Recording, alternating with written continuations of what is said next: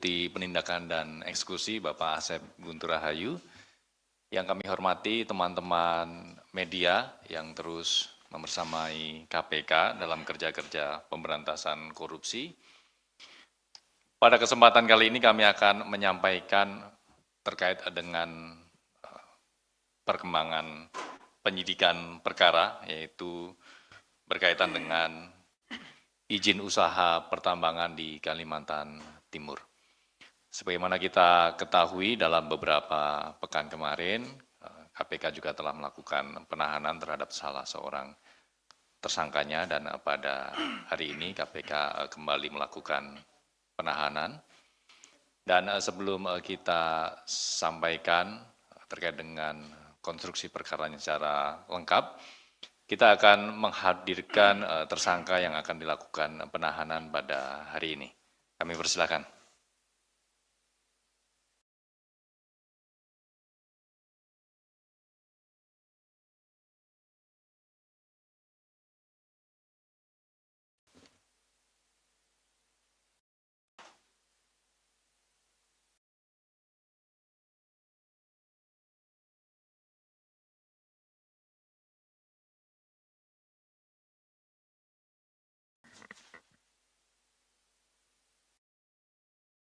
Sudah cukup, teman-teman? Oke, baik, terima kasih. Silakan bisa kembali ke tempat. Baik, teman-teman, kita akan lanjutkan bagaimana konstruksi perkara terkait dengan dugaan tindak pidana korupsi, penerimaan hadiah atau janji, yang berkaitan dengan izin usaha pertambangan atau IUP di Kalimantan Timur untuk tahun anggaran 2013 sampai dengan 2018. Kepada Bapak Asep Guntur, kami persilahkan. Terima kasih Mas Jubir. Bismillahirrahmanirrahim. Assalamualaikum warahmatullahi wabarakatuh. Selamat siang dan salam sejahtera bagi kita sekalian. Yang saya hormati Mas Jubir, yang saya hormati, saya cintai, saya banggakan rekan-rekan jurnalis yang tidak pernah lelah untuk bersama-sama dengan kami dalam melaksanakan pemberantasan tindak pidana korupsi. Pada siang hari ini akan kami sampaikan konferensi pers terkait dengan penahanan tersangka dugaan tindak pidana korupsi penerimaan hadiah atau janji terkait dengan izin usaha pertambangan IUP di Kalimantan Timur periode tahun 2013 sampai dengan 2018. Bahwa proses perizinan kerap menjadi titik rawan terjadinya penyalahgunaan kewenangan. Modus yang muncul dari proses perizinan ini antara lain adalah suap untuk mempercepat terbitnya izin. Jadi seringkali para pengusaha yang akan menanamkan modalnya untuk berusaha dalam bidang pertambangan itu harus mengeluarkan sejumlah uang ya dalam rangka untuk memperlancar terbitnya izin itu seperti itu. Ini sebetulnya kategorinya ada yang memang karena tempat atau lahan-lahan tersebut tidak pada jalur yang diperbolehkan sehingga terbitlah keinginan dari para pengusaha ini atau oknum ini untuk melakukan sesuatu ya, memberikan sesuatu kepada penyelenggara supaya berbuat yang melanggar aturan gitu ya. Nanti kan ada perbedaannya dengan pemerasan. Pemberian fasilitas kepada pihak tertentu agar mendapatkan izin di luar prosedur sehingga adanya penerbitan izin yang tidak sesuai dengan ketentuan perundang-undangan. Jadi perbedaannya adalah suap yang dilakukan pada perkara ini, izin-izin yang diberikannya itu di luar ketentuan. Sepanjang tahun 2004 sampai dengan 11 Agustus 2025, KPK mencatat tindak pidana korupsi dengan modus suap atau gratifikasi menjadi kasus paling banyak ditangani, yaitu sejumlah 1.068 perkara atau 62% dari jumlah keseluruhan perkara yang sampai saat ini ditangani KPK, yaitu sejumlah 1.709 perkara. Jadi kebanyakan pemberian berupa gratifikasi, suap, dan lain-lain itu mendominasi perkara-perkara tindak pidana korupsi yang ditangani atau yang terjadi di negara kita ini. Kerawanan tindak pidana korupsi berupa suap ini juga kerap terjadi di sektor pertambangan. Ya, pada sektor ini merupakan salah satu sektor vital di Indonesia yang berkontribusi pada devisa negara. Padahal sangat banyak sekali kerugian yang diakibatkan dari kesalahan dalam memberikan perizinan ini, khususnya terkait dengan masalah lingkungan hidup. Karena beberapa lahan tambang juga itu ada di daerah-daerah hutan lindung dan hutan-hutan yang memang tidak diperuntukkan untuk diberikan izin pertambangan. Tetapi karena praktek-praktek koruptif berupa penyuapan ini, sehingga beberapa wilayah yang seharusnya tidak diperbolehkan untuk dilakukan penambangan, pada akhirnya terjadi penambangan. Dan yang dirugikan adalah masyarakat dan tentunya juga bangsa Indonesia ini, karena lingkungan atau alam Indonesia menjadi rusak. Lewat upaya preventif berkelanjutan, KPK telah mendorong pelaku usaha agar menjadikan integritas sebagai fondasi utama dalam menjalankan bisnis. Ya, ini tentunya bisnis pertambangan ya. Dengan potensi besar tersebut tentu dibutuhkan tata kelola yang transparan, akuntabel dan berintegritas, terutama pada proses perizinan dan interaksi antara penyelenggara negara dengan pihak swasta. Kemudian Komisi Pemberantasan Korupsi melalui Direktorat Anti Korupsi Badan Usaha atau AKBU, kemudian KPK telah meluncurkan Panduan Cegah Korupsi atau PANCEK yang dirancang agar dunia usaha dapat bertumbuh dalam ekosistem yang adil dan bersih dari konflik kepentingan. Jadi kita juga sudah merilis Panduan Cegah Korupsi sehingga itu bisa menjadi guidance bagi para pengusaha supaya tidak terlibat di dalam praktek-praktek korupsi. Di sisi lain, KPK harus melakukan penegakan hukum dugaan tindak pidana korupsi pada sektor ini sebagai pemantik langkah pencegahan korupsi pada sektor pertambangan agar tidak dikuasai oleh kepentingan pribadi maupun kelompok tertentu dengan cara-cara yang melanggar hukum. Kami tidak bosan-bosannya memperingatkan atau menyampaikan melalui kesempatan kesempatan konversi ini, bahwa segeralah untuk diperbaiki tata kelolanya. Kalau memang tidak mengetahui atau tidak paham, kami di Kedeputian Pencegahan ada Direktorat Monitoring yang akan siap membantu untuk melihat seperti apa nanti prosesnya, gitu, seperti apa birokrasinya, dan kita bisa nanti berkomunikasi dan berkoordinasi. Hasil dari monitoring itu akan terlihat titik-titik di mana dimungkinkan terjadi tindak pidana korupsi. Sehingga perizinan pada pengelolaan tambang dapat mengutamakan prinsip keadilan, transparansi, dan integritas agar hasilnya kembali untuk hayat hidup masyarakat demi kesejahteraan bersama. Pada kesempatan ini adalah yang kedua ya, karena sebelumnya sudah kita lakukan penahanan terhadap satu orang tersangka. Jadi dalam perkara dugaan tindak pidana korupsi terkait perizinan usaha di Kalimantan Timur kepada penyelenggara negara periode 2013-2018 telah menetapkan 3 orang tersangka, yaitu saudara AFI selaku Gubernur Kalimantan Timur, yang bersangkutan sudah meninggal dunia almarhum. Kemudian saudara DDW selaku Ketua Kadin Kaltim sekaligus anak saudara AFI yang pada sore hari ini dilakukan penahanan. Kemudian saudara ROC selaku wira swasta atau komisaris PT SJK, PT CBK, PT BZL, dan PT APB. Ini sudah sekitar 2 minggu yang lalu ya. Ya, dilakukan penahanan.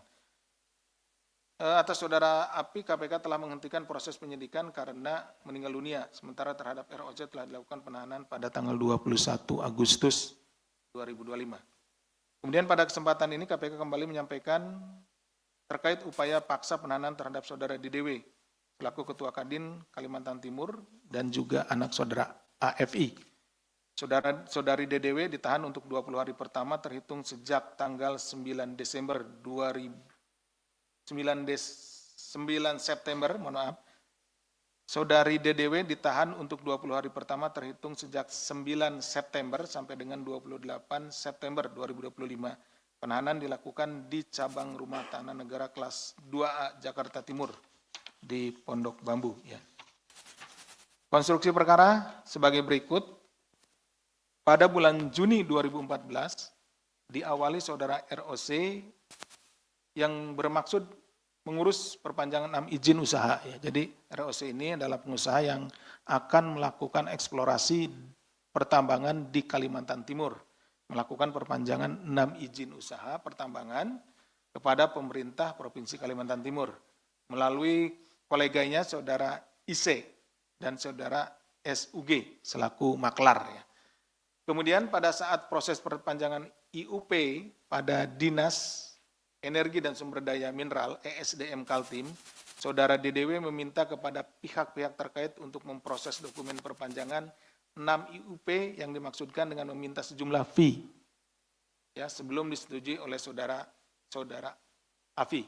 Jadi karena hubungannya anak dengan bapak ya, di antara saudara Afi waktu itu adalah gubernur, jadi hubungan kedekatan secara kekeluargaan di yang bersangkutan minta lebih dahulu sejumlah fee ya sebelum disetujui oleh orang tuanya atau oleh gubernur. Dalam proses selanjutnya saudari DDW kemudian menyetujui dan mengatur pertemuan dengan saudara ROC. Jadi untuk bertemu dengan pejabat gubernur pada saat itu, orang tua saudara DDW ini yang ngatur ya DDW gitu. ROC kemudian baru dipertemukan yang bertujuan untuk bernegosiasi atas fee dari pengajuan 6 IUP milik ROC. Bahwa kemudian saudari DDW mengatakan sebelumnya saudara IC telah menghubungi dan memberi harga penembusan atas 6 IUP milik saudara ROC sebesar 1,5 miliar. Jadi dinego-nego lah di situ ya. Saudara IC dan saudara SUG ini kan maklar, dia nego lah ke DDW. DDW kan anaknya dari AFI gitu. Nah di sana ditawarkanlah untuk keseluruhan 6 IUP itu 3,5 miliar. Ya. Namun DDW kemudian menolak dan meminta untuk ini dinaikkan ya, dari tadi 1,5 miliar menjadi 3,5 miliar. Jadi tawaran pertama dari IC itu 1,5 miliar untuk 6 IUP perpanjangannya, tapi DDW itu minta 3,5 miliar atau naik 2 kali lipat dari harga penembusan awalnya. Kedua belah pihak akhirnya menyepakati harga penembusan tersebut. Saudari DDW dan saudara ROC bertemu di sebuah hotel yang berlokasi di Samarinda, di mana saudari DDW melalui saudara IC menerima uang sejumlah 3 miliar dalam pecahan Singapura dollar, kemudian 500 juta dalam pecahan juga Singapura dollar. Melalui saudara SUG. Setelah terjadi transaksi, dimaksud saudara ROC melalui saudara IC menerima dokumen 6 IUP dari saudara DDW yang diantarkan oleh saudara IJ selaku babysitter dari saudara DDW. Jadi untuk penyerahan SK-nya itu di rumah.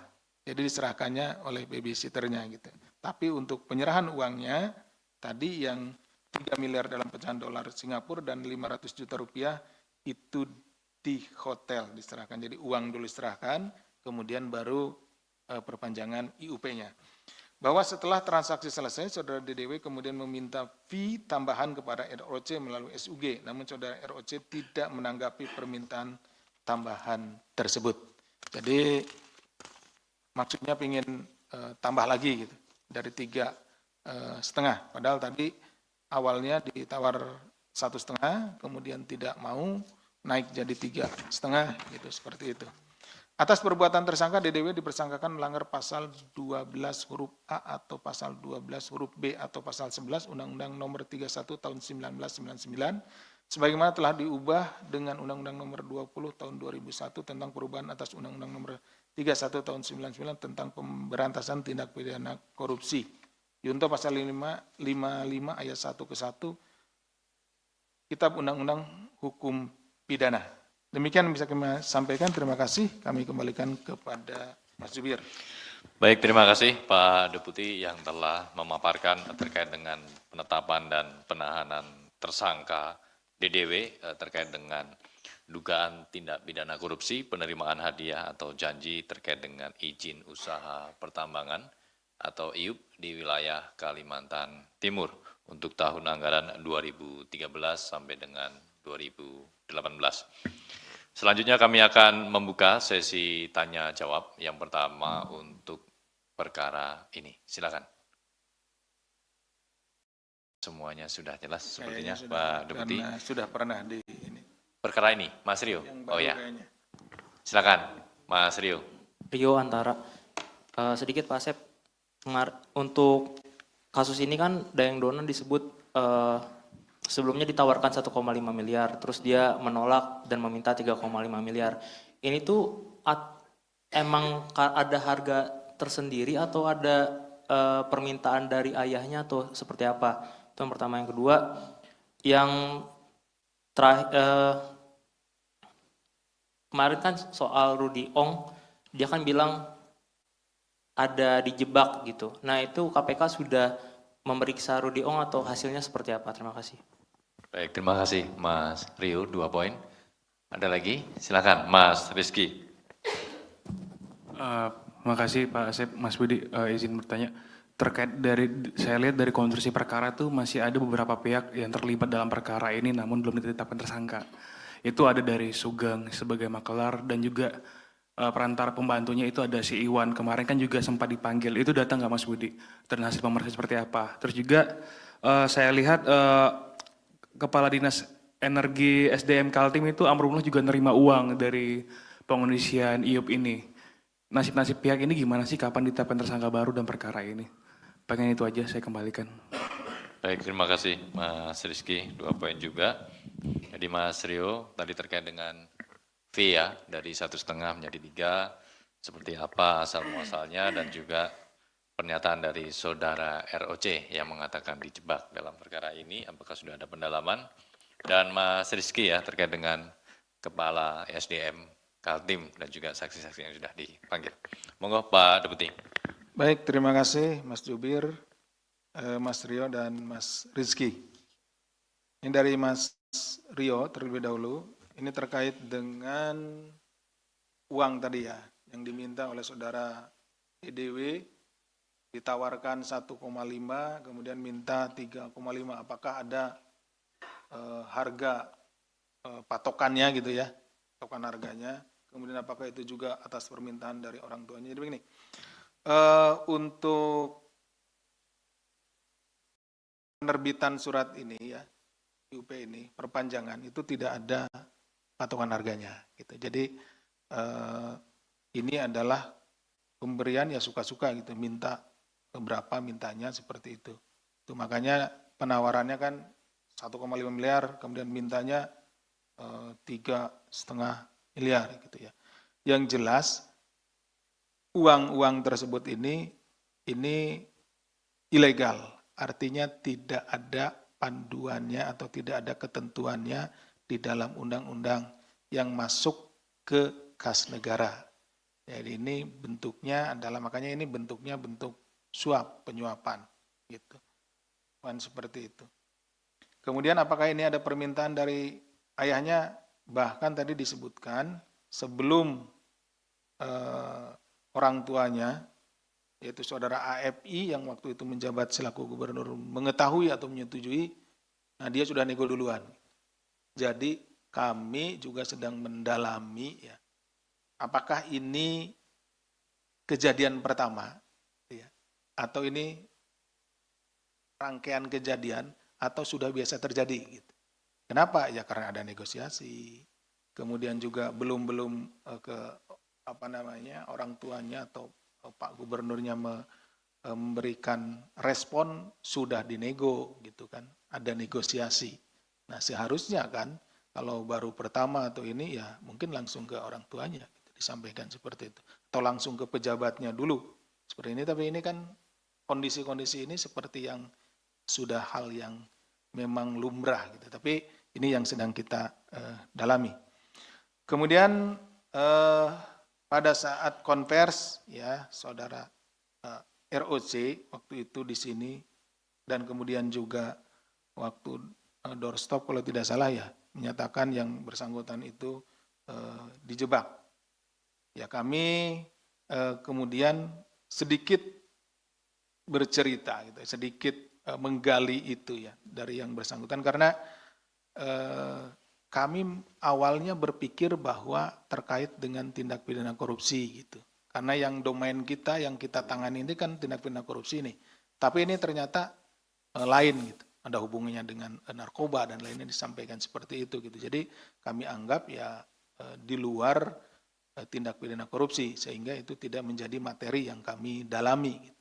Jadi kalau itu memang nanti terkait tindak pidana umum ya bisa saja yang bersangkutan itu melaporkan nanti melalui kuasa hukumnya dan lain-lainnya seperti itu. Itu ya Mas Rio. Kemudian Mas Rizky, ada beberapa nama termasuk juga saudara SUG, saudara IC, kemudian juga Kadis ESDM-nya yang diduga terlibat di dalam perkara ini dan menerima sesuatu. Pertanyaannya kan kapan nih dijadikan tersangka kan gitu kan ya. Nah kita sedang melengkapi nanti kalau sudah kita temukan bukti-bukti, alat bukti yang cukup bahwa dia layak untuk dinaikkan statusnya menjadi tersangka, kita akan naikkan menjadi tersangka. Demikian mungkin Mas Jubir yang bisa. Baik, terima kasih Pak Deputi atas penjelasannya. Kita beralih ke perkara lainnya. Kami persilakan untuk sesi kedua.